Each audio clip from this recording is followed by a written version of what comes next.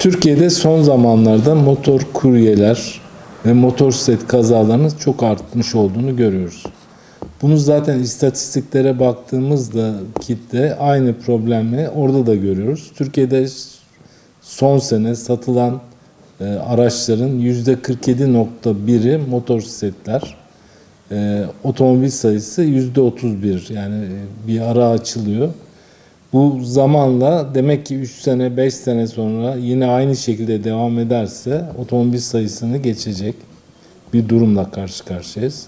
Şu anda 982 bin adet motosiklet Türkiye'de var ve İstanbul'da 250 bin kurye çalışmakta. Pandemiden sonraki bu gelişmede hızla motor kurye sayısı arttı. Bunlarla ilgili yasal düzenlemelerin yapılması lazım.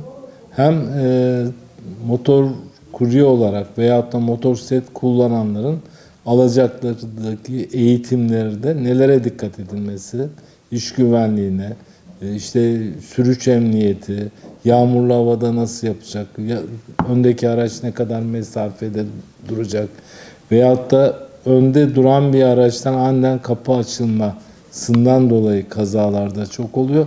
Bu kazaların önlemek için orada yavaşlama mı, ne yapması gerekir gibi konuları mutlaka bu derslerde tatbiki olarak gösterilmesi lazım. Araba kullananların, özellikle şoför olarak otomobil kullananların kapıyı açarken, kendi kullandıkları kapıyı açarken de sağ kolunu çevirerek açması lazım. Öyle olduğu zaman arkadan gelen var mı diye kontrol etmiş de oluyor. Kazayı önlemiş oluyor. Onun için buna dikkat edilmesi lazım.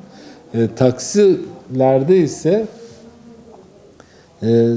kesinlikle sürücü tarafından inilip binilmesi lazım. Diğer tarafın kapatılmış olması lazım. Yani arka koltukta oturan kişi sürücünün ters tarafından inememesi lazım. Onun sağlanması lazım.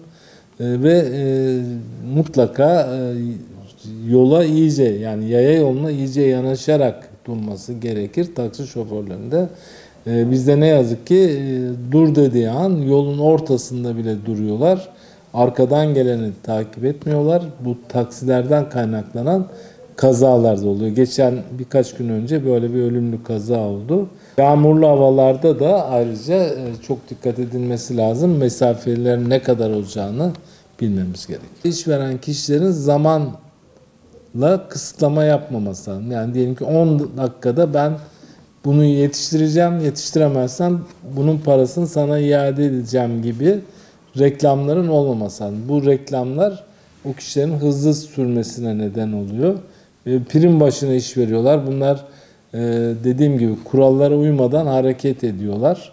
Otomobil, araba, diğer şeylerinde bunların da bir can taşıdıklarını, bunların da gerekli emniyeti ve hak ettiklerini belirleyerek onların üzerine sürmemeleri lazım. Yani bu çok yönlü bir problem.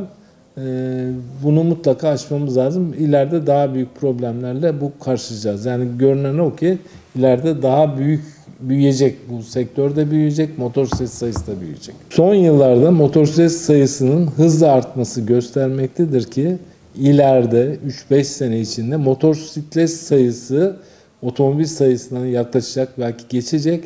Bu durumda bizim motosiklet kullananlarla ilgili, motosiklet ehliyetli alanlar, motosiklet nasıl kullanılması gerektiğiyle ilgili tatbiki eğitimler ve düzenlemeler, hukuki düzenlemelerin yapılması şart olacaktır. Bunu bugünden düşünerek gerekli işlemleri yapmamız faydalıdır.